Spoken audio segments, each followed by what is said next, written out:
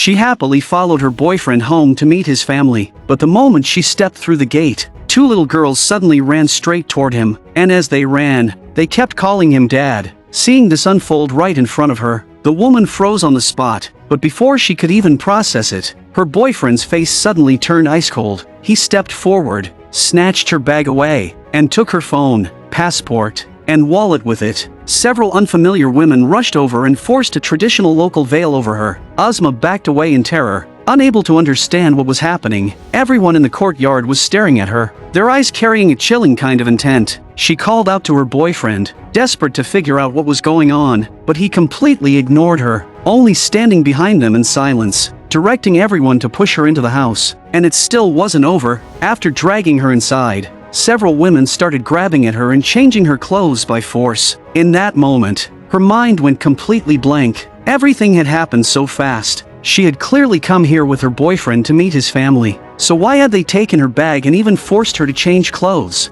As the door slammed shut, time seemed to stop. She beat on the door with all her strength, calling her boyfriend's name, but no one answered. The voices of those two little girls calling him Dad kept echoing in her head. She finally realized she might have been tricked. This was never a trip home to meet his parents. It was a carefully planned trap, and even after realizing that, a small part of her still clung to hope. After waiting in that room for a long time, her boyfriend finally showed up. She rushed toward him, demanding an explanation, but after one slap, Ozma finally woke up and saw his true face. She cried out that she wanted to go home, but he blocked her way. Then came another slap. After that, he found a rope, tied Ozma up, pinned her against the wall, and began stripping off her clothes. That night felt endless, so long it was like an entire century had passed. Several groups of people came in and out of the room, completely shattering everything Ozma believed about the world. Even by breakfast the next morning, she still had not recovered from the terror. The women beside her kept trying to persuade her to accept her situation and eat something, saying that staying alive was the only way to hold on to hope. It was only then that she finally lifted her head and looked at the people around her. Every one of them had injuries on their faces or bodies. Clearly, they had probably been lured here just like her. Not long after that, someone covered her face and dragged her into the courtyard. By then, the courtyard was already packed with people, all sizing her up with malicious eyes. It felt less like meeting people and more like being sold like livestock at a market. Then a heavily bearded man walked up to Ozma and began staring at her behind the veil with a look that made no sense. He looked her over from head to toe, not even sparing her feet. Finally, the bearded man reached his conclusion. She is in her late 20s. She has probably had a child. She is too old, and we do not need her. Only after hearing their conversation did she suddenly realize that she had become a product with a price tag. Fortunately, based on what they were saying, they seemed to dislike the fact that 28-year-old Ozma was too old, so they did not choose her. But for that exact reason, that very night, the deranged Tahir decided that in a few days Ozma would start taking clients, doing business with the unmarried men from nearby villages. At the same time, he said he was going to take Ozma to register their marriage. Once again, another hard slap caught her completely off guard. Early the next morning, she sat on the edge of the bed in total despair, lost and empty. Now she was imprisoned, her phone had been taken, and every day she was abused by Tahir. She could not escape, and she could not fight him. From the way things looked, only death could free her from Tahir's grip. But she could not do that, because back home she still had a young daughter waiting for her. And just then, she suddenly heard the door behind her creak. When she turned around, she discovered the door was actually unlocked. Even though she was terrified, instinct still pushed her to step out of the room little by little. Maybe because it was still early, everyone in the house was asleep, so Ozma quietly tiptoed toward the outside. Luckily, there was not a single person in the courtyard, but a girl suddenly appeared and told Ozma that even if she ran out through the front gate, she still would not escape, because there was no transportation here, and no one would help her. For dozens of kilometers around, everyone belonged to them. If she got caught and brought back, even if she did not die, she would be beaten within an inch of her life. The last time that girl tried to run, Tahir slashed her face several times with a knife. The girl's words were like a bucket of ice water, drowning the tiny spark of hope Ozma had just found. Was she really destined to die here? Then, all of a sudden, she noticed that the girl was holding a phone, and it looked like a lifeline. She quickly asked if she could borrow it to make a call, but at that moment, she could never have imagined that this phone call would end up costing that poor girl her life. In the end, The two climbed onto the roof and searched for a signal for a long time before finally finding one. The call connected quickly, and the person who picked up was Uzma's friend in India. Although the call went through, her friend told Uzma that she was now in Pakistan, and in a remote mountain area at that. Even if her friend reported it to the police in India, it would be useless, because this had already become an international issue, and Indian police could not come into Pakistan to rescue her. Her friend also told Uzma not to clash with Tahir under any circumstances, and not to call the local police either, because Tahir could very likely bribe the local police, and then everything would become far more difficult. So while making sure she stayed alive, she had to find a chance to get to the Indian embassy in Pakistan. Only by getting there would Uzma have a chance to survive. Her friend's words finally snapped Uzma awake. Early the next morning, under Tahir's threats, Uzma was forced to go to the town's civil registry office and register her marriage with him. From that moment on, Uzma officially became Tahir's legal wife, and the moment she signed the papers was even recorded by Tahir's man. That night, Uzma acted completely different, as if she had become another person. She dressed herself up and carefully cleaned the bedroom. How could Tahir not like a woman who seemed so obedient, gentle, and good at housework? After another long and painful night, Uzma got up early. She told Tahir that in India, when a daughter got married, her parents would give her money as a dowry, but sadly, she could no longer get it. The moment Tahir heard there was money involved, he instantly perked up. Even though he had still been half asleep, Tahir asked how much money it would be, and Uzma said about 1 million rupees. Then he asked how they could get the money, and Uzma said her aunt's son worked at the embassy, so they could go tell him they were married and find a way to bring the money over. Tahir agreed. That was something she had not expected. She never thought Tahir would believe her so easily. Now everything was ready, and all she needed was the right moment. Early the next morning, Tahir could not wait to return Uzma's bag and phone to her. Before leaving, she looked back at the poor girl who had lent her the phone. In that moment, their eye contact felt like a promise of trust. Uzma had promised the girl that once she escaped, she would come back to save her, but that promise would become one she could never fulfill. After more than 2 hours on the road, they finally arrived at the Indian embassy in Pakistan. The place was heavily guarded, with extremely strict security. At the entrance, they had to temporarily leave all their belongings at the inspection booth. Because it was still early, the staff at the service window had not started work yet. After waiting for a long time, Tahir started craving a cigarette, so the two of them went outside the booth one after the other to smoke. This was, without a doubt, Uzma's best chance to run, but she did not dare act rashly. The wait was only 3 short minutes, but to her, it felt like a century. Finally, the moment arrived. Uzma's heart started racing, and the second the staff opened the window, she rushed over. She said, "I am an Indian citizen. I am in trouble. Someone has held me by force in Buner. They are nearby right now. Please let me in quickly." Gate number 6.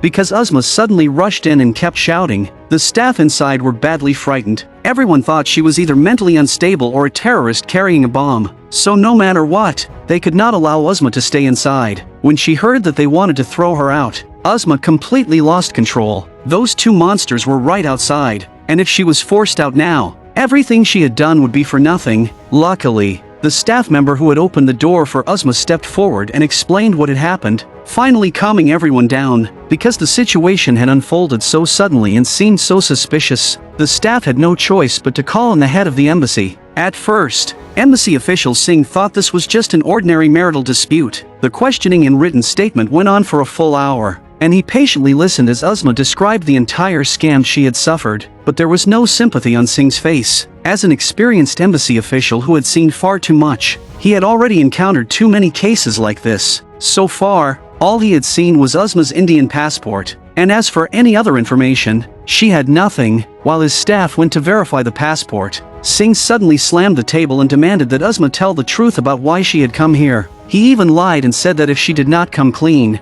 he would have her thrown out of the embassy. Hearing Singh say that, Uzma completely panicked. She begged Singh over and over, pleading with him not to send her outside, because once she was sent out, she would never get another chance to come here. In the end, with no other option, she decided to prove that everything she said was true. After Singh left, she took off her clothes in front of two female staff members, revealing a back covered in wounds and bruises. But But that was not even the worst of it. The front of Uzma's body was covered with marks from cigarette burns and bite wounds. Even her most private areas had been badly harmed. Seeing this devastating evidence, the two staff members immediately reported the situation to Singh. Listening to their furious description, Singh finally realized how serious the problem was. At the same time, the staff member checking the passport also brought good news. The passport was real. This meant that Uzma was indeed an Indian citizen. Without wasting a second, Singh immediately contacted a Pakistani diplomat, asking him to clear the way and send Uzma back to India as soon as possible. But at that moment, he may have forgotten that he was standing on Pakistani territory, with a scandal like this breaking out. How could Pakistan easily let Uzma leave? What if she went back to India and started talking?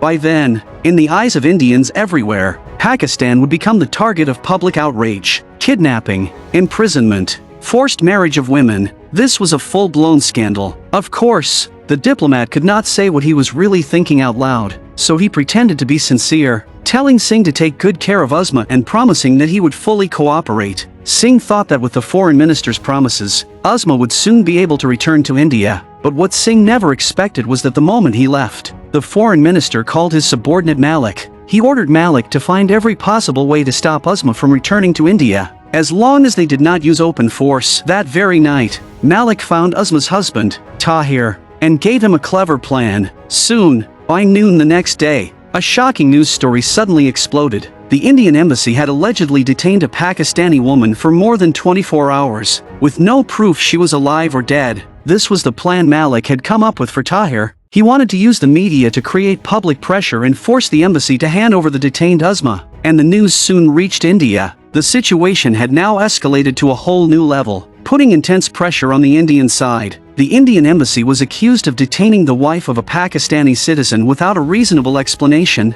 and that clearly could not hold up. With no other choice, and to stop the incident from turning into a political crisis and causing unnecessary trouble, India gave Singh an order: either release Uzma within 24 hours, or resolve the matter peacefully. After hanging up the phone, Singh felt the pressure crushing down on him. On one side, he had to save Uzma. On the other, he had orders from above. After thinking it over, he realized there was only one way to solve this crisis. Uzma had to strike first and expose Tahir's ugly true face to the public. But when he told Uzma this idea, she rejected it immediately. She said she would not take a single step outside the embassy, because only inside the embassy was she safe from Tahir, and only there could he not come in and drag her away. Singh naturally understood why Uzma was so terrified. He told Uzma that if she did not come forward and make a statement, she would never be able to go back to India. You and Tahir are legally married, and that is a fact. If you refuse to speak out, then I can only follow orders and release you after 24 hours. Finally, after Singh pleaded with her again and again,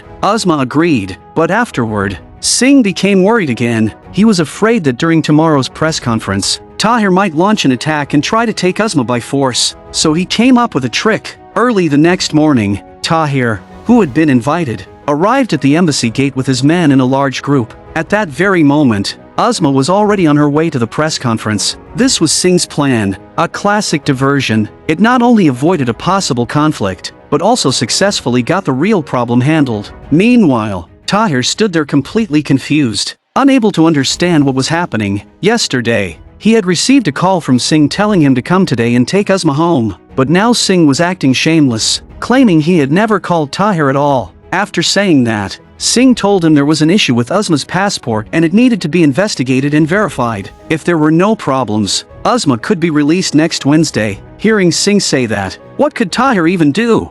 He could not just storm in with a gun and take her, because the embassy was protected by the local government. Meanwhile, on the other side, the press conference was in full swing. आपने निकाह की रस्म होते हुए देखी, पर वहाँ खंबे के सहारे लगी हुई AK-47 नहीं। ये शादी धोखे से हुई। मुझे तो पता भी नहीं था कि आदमी शादीशुदा है और इतने सारे बच्चे हैं इसके, वरना मैं यहाँ कभी भी नहीं आती। मुझे इतने दिनों तक जबरदस्ती पुनर में बंद करके रखा हुआ था। मैं बस अपनी मर्जी से अपने मुल्क वापस जाना चाहती हूँ। Only after the press conference ended did Singh finally wrap up his long conversation with Tahir. But when Tahir walked out of the embassy in complete confusion, he finally saw a string of messages on his phone. When he looked back, a huge crowd of reporters had already gathered outside the embassy gate. At that moment, Tahir finally realized he had been played by Singh, Singh thought things would continue smoothly from there, but when he went to the Pakistani diplomat again, the diplomat instantly changed his attitude. He claimed that there were still unanswered questions about Uzma and that they could not fully rule out whether she might be a spy, so they could not process her exit paperwork. Listening to the diplomat's vague excuses, Singh knew exactly what was happening. This was nothing but a delaying tactic. The foreign ministry did not want to let her go before the scandal cooled down, but the problem was that Singh had no real power and no way to influence Pakistan's decision. Now there was another critical issue. Uzma's visa would expire in just a few days. Once the visa expired, Singh would no longer be able to keep Uzma inside the embassy, and at that point, Uzma would lose all protection. But before one storm could settle, another one came crashing in. The thing Singh feared most had happened. His staff told him that Tahir had sued the embassy in the Islamabad High Court, demanding the immediate release of the detained Uzma. With no other choice, Singh had to appear in court. In court, Tahir's lawyer presented their marriage certificate, chat records from social media, and witness statements from villagers. These were enough to prove, according to him, that Uzma had come to Pakistan voluntarily and married Tahir willingly, with no forced marriage involved. Hearing the opposing lawyer say this, Singh's hired attorney immediately stood up to object. If Uzma came to Pakistan willingly and married Tahir voluntarily, then how do you explain the injuries all over her body? Those were clearly caused by long-term abuse. In other words, Uzma was an adult and a legal Indian citizen. She had the right to choose her own life, the right to reject a coerced marriage, and the right to return to her own country. Her passport, phone, and documents were all in Tahir's hands. She was imprisoned in the mountains, and she had no freedom of movement at all. So how could this marriage be called voluntary? The lawyer's words were forceful, and even the judge could not help but frown. After a brief moment of thought, the judge did not announce a verdict in court. Considering the complexity of the case and the diplomatic relationship between the two countries, he ordered the defendant to bring the person involved to the next hearing. If she failed to appear, the court would rule according to Pakistani law. With no other choice, Singh had to go find Uzma, but Uzma was so afraid that she did not dare appear in court at all, because if she went to court, it meant she would have to face Tahir again, the man who had dragged her from a dream straight into hell. Her mind instantly filled with images of those nights in his dark, terrifying eyes, the helpless struggle as she was held down, the air mixed with the smell of sweat and blood. That was not a memory, it was an endless nightmare, coiling around her mind like a venomous snake, impossible to tear away. But now she had no choice but to appear in court. If she did not go this time, she might never be able to return home. In the end, holding on to her final hope and prepared to face death, she made one request to Singh. She asked Singh to prepare a bottle of poison for her, because if the court ruled in Tahir's favor, she would drink it right there in court, because she was afraid of being forced to live through those nightmares again. So even if it meant death, she would never fall back into Tahir's hands. Now, although Uzma had agreed to appear in court, there was an even more difficult problem. Singh was not only facing Tahir, a dangerous extremist, he also had to deal with the old hands inside the foreign ministry. The reason they had refused to clear the way for Uzma was because she was a ticking time bomb. If Uzma returned to India, she would definitely expose all these scandals. By then, it would no longer be just an embarrassment. With their mindset of not solving the problem but eliminating the person who exposed it, they might very well intercept her halfway, so Uzma's safety had to come first. In the end, Singh came up with another unexpected move. He found two women with similar builds to Uzma and had them dress exactly like her. They then got into 3 different bulletproof vehicles, departed from different directions, and headed toward the Islamabad court under police escort from the embassy. But even though he had made such a careful plan, the foreign ministry still quickly learned about it and accurately located the car Uzma was in. Seeing Malik in the car beside them, Singh immediately sensed danger. With no other option, he took out his phone and called the Pakistani foreign minister. अगर लड़की के साथ कुछ हुआ याद रखिएगा ये Pakistani soil पे होगा। डिस्कशन को आप कहाँ ले जा रहे हैं जेपी जी? लेकिन अगर आप लोगों के हाथ एक इनोसेंट लड़की के खून से रंग गए ना तो वो मैटर इजीली सेटल नहीं होगा। थ्रेट काम करेगी। ये पाकिस्तान है, थ्रेट के अलावा और क्या ऑप्शन है? In an instant, Tahir and his men surrounded the vehicles. Even with police on the scene, they could not stop Tahir's group from smashing and attacking like madmen. Luckily, the cars they were riding in were specially reinforced bulletproof vehicles, so they narrowly escaped harm. Maybe Malik had received a call from higher-ups ordering him to pull back. He was furious, but he had no choice but to obey the order. With no other option, he told Tahir to retreat for the time being. It seemed that Singh's threatening call to the foreign minister had worked. Only after seeing Tahir retreat did Singh, sitting inside the car, finally let out a breath of relief. Although they had safely handled this sudden crisis, Singh still could not let his guard down, because he could not be sure whether the foreign ministry would keep interfering, and he could not be sure whether the people who had hurt Uzma were hiding among the crowd. So they could only continue with the original plan. The fake Uzma, wearing a face covering, would get up first to draw the crowd's attention, and then the real Uzma would enter through the back door. That was Singh's plan. Soon,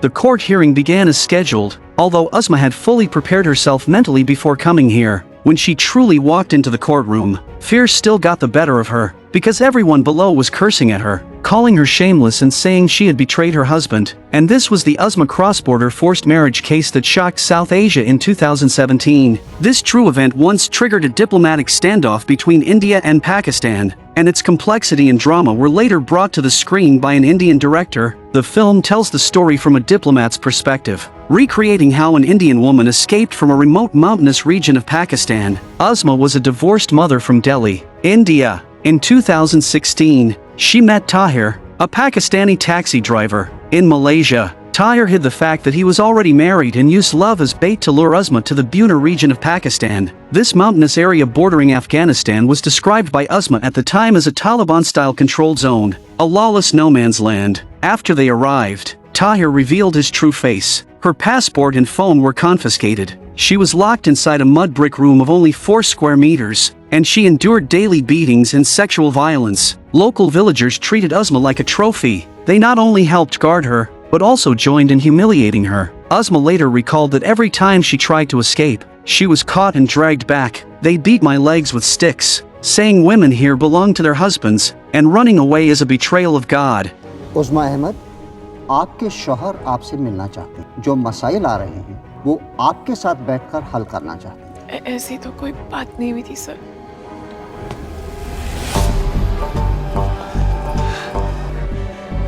Just say no. ये deputy high commissioner साहब अपनी coaching classes बंद करेंगे या नहीं? पहले इतनी पट्टी पढ़ा चुके हैं। आपके क्लाइंट से डरना बंद करना नहीं सिखा पाए। उसने इनको इतना मारा, इतना आप चुप रहिए ना, उन्हें बोलने दीजिए ना। जी जी, ये आदमी ने पहले मुझे धोखा दिया, मुझे टॉर्चर भी किया और इतने दिनों तक बुनैर में बंद करके रखा था। सर, बात करने के लिए कुछ नहीं है। मैं बस अपने घर वापस जाना चाहती हूँ। हुमायूं साहब, क्योंकि उस्मा बालिग हैं, मैं उन्हें ज़बरदस्ती पाकिस्तान में रोक के नहीं ला सकता। क्या MOI को इनकी पुलिस रिपोर्टिंग या इमिग्रेशन शीट फॉर्मेलिटी को वेव ऑफ करने में कोई एतराज़ है? जी नहीं योर ऑनर, हमें कोई एतराज़ नहीं है। आप मेरे साथ ऐसा नहीं कर सकते। ये कहीं नहीं जा सकती। मेरे केस का फैसला होने के बाद बेशक चली जाए। उस केस के लिए इन्हें रुकने की क्या जरूरत है? मुझे वो कानून बताइए ना, जहाँ एक बीवी अपने घर जाना चाहे और वो कानून उसे जाने ना दे। ड्रामा कर रही है ये अपनी बात मनवाने के लिए। तुम्हें मिलने का बड़ा शौक है ना, तो तुम भी बेहोश हो जाओ। ये कोर्ट अभी इसी वक्त उस्मा अहमद को हिंदुस्तान वापस जाने की इजाजत देता है। आप मेरे साथ ऐसा नहीं कर सकते। जनाब, वो मेरी बीवी है। आप ऐसा नहीं कर सकते। जनाब, ये गलत है। ये नहीं हो सकता। Even after the court had already ruled to release Uzma and allow her to return to India, the local foreign ministry refused to accept it. They worried that once the media magnified the case, Pakistan would be branded internationally with labels like abduction, imprisonment, and forced marriage. To save face, they began operating behind the scenes. Malik fed Tahir and the armed men from his village the idea that their nation had been insulted. In their mouths, Uzma was no longer a victim, but an Indian spy, a woman sent to defile Muslim dignity. On the night before India was set to prepare Uzma's return, several pickup trucks from Tahir's village quietly set out. The trucks were packed with armed men, and their destination was the secure passage between Islamabad and the Indian border. When the news reached the Indian embassy, Singh became deeply worried. He knew this was not just a diplomatic crisis. It could turn into an international conflict. With no other choice, Singh made a sudden decision to leave immediately. He had to get out of Islamabad before Tahir did. At 4 in the morning, The sky outside the embassy was gray and dim. Uzma wore a pink robe and carried a simple bag containing only her passport and a document issued by the court. There were 4 vehicles in total escorting Uzma. 2 were bulletproof embassy cars, and the other 2 carried security personnel assigned by the court. Under the cover of the gray dawn, they set off. Of course, the security personnel escorting them could not take them all the way to India. Because of provincial jurisdiction, every time they entered a new area, they had to switch to a new group of local security officers. Along the way, they encountered no accidents and did not run into Tahir's armed men. They only changed security teams twice on the road. At 5:30 in the morning, the convoy entered Punjab province. They were now less than 100 kilometers from the Indian border. According to the plan, as long as they reached the Wagah border crossing in Lahore, Uzma would be able to step onto the road home. But just then, the thing they feared most still happened. Tahir, completely brainwashed by the diplomat, suddenly rushed out from a side road with his men. Without saying a word, they launched an attack on Singh's convoy. The security personnel did not disappoint. They immediately jumped out of the cars and engaged the attackers. But seeing how many men Tahir had brought, Singh realized they could not just sit there and wait, because although they had security on their side, there were only 8 of them. Tahir, on the other hand, had more than a dozen, possibly 20 men. If this dragged on, they would definitely be in trouble. With no other choice, Singh seized the moment and slammed his foot on the gas. But Tahir was not someone who would give up easily. Facing Tahir's handgun fire, Singh showed no fear at all, because the car they were in was a specially reinforced bulletproof vehicle. Even after firing every bullet, Tahir still refused to quit. He directly ordered his driver to ram Singh's car like crazy, but he could not move it at all, because the bulletproof vehicle weighed more than 3 times as much as his car. Then Singh suddenly noticed a pile of sand by the roadside up ahead, so he jerked the steering wheel straight toward it. In an instant, Tahir's car was launched into the air and flew into the farmland beside the road. And with that karmic crash, the film also nears its ending. In the end, with Singh escorting her the whole way, Uzma successfully reached the Indian gate at the India-Pakistan border. Homebound is not an ordinary movie. It is adapted from a true story. It cuts through the fantasy of love like a sharp blade, tearing open the disguises of human nature and power. Based on the real cross-border forced marriage case of Uzma Ahmed, the film pushes what seemed like a romantic international relationship into the depths of a living hell. From full-hearted joy to imprisonment, from having her dignity stripped away to fighting desperately for escape, Uzma's journey becomes a nightmare about trust and betrayal, and a battlefield of survival and awakening. In the real case, Uzma ultimately regained her freedom with the help of Indian diplomat Singh, but the pain she endured no longer belongs to one person alone. It reflects the collective struggle of countless women trapped under patriarchy, religion, and institutional restraints. Through Uzma's story, the film shows the audience that borders do not only exist between nations, they also exist between gender and power. What she crossed was not only a national border, but the line from obedience to resistance, from fear to self-rescue. When Uzma stepped across the Wagah border, she did not look back in the shot. She only quietly raised her head toward the flag. That was not the posture of victory, but a heavy awakening. She had returned to her homeland, but she had forever lost the version of herself that once believed in love. The film does not give her a fairy tale ending, because reality is never gentle. हमारा भरोसा रखने के लिए शुक्रिया। हम पे भरोसा करने के लिए शुक्रिया। जेपी, बच्ची आ गई। आपने बड़ी हिम्मत दिखाई।